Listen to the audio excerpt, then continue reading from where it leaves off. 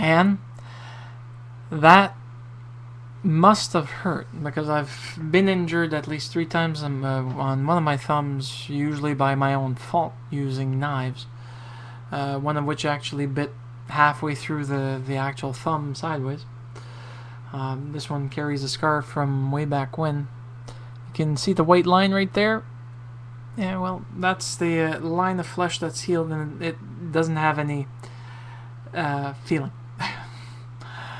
I'm surprised they didn't force stitches to actually help the wound heal faster and to keep it closed together in a tighter fashion. But good thing it was pickle juice. Otherwise, you could have ended up with something a little bit more serious. Nothing worse than a wound going septic. And yeah, you're right. In regards to actually numbing the area, they tend to go straight for the area that's been hurt. I think the worst accident I ever had that required sutures was when I was a kid, at about 8 years old.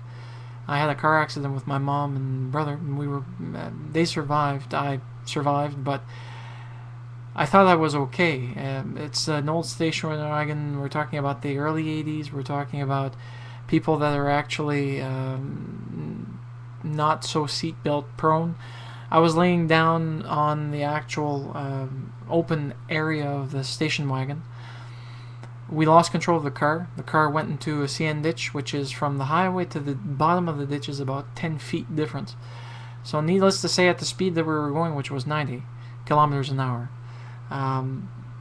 we didn't hit any vehicles. We went into the ditch. I was airborne when the car went into the ditch, so I ended up hitting my whole body with my head hitting the top. But when I came slamming back down to the actual back of the station wagon, I had my lips in such a position that my bottom lip was inside my mouth. And yeah, I slammed down and I actually bit through my lip quite deeply here. When I came out of the car, when we all disembarked, Mom asked me, "Are you okay?" And I started talking, but instead of talking and saying, "Yeah, I feel fine," it came out and went, and well, guts, not guts, gore, blood, and it was just small skin, flap of skin holding it together. Trust me, I couldn't give a rat's ass when they actually brought me to the ER in regards to sticking me with needles, so I could actually feel no more pain.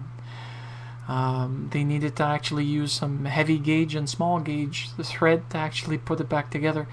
I had 21 stitches, which I needed to treat with antibiotics and a very dense saline solution, so it would make my skin heal faster. Needless to say, even with that, it took a good month before my lips, well, actually lip, was entirely healed with no more sutures sticking in or out of the actual wound. So anyways, thank you for relating your adventures. Have a nice one.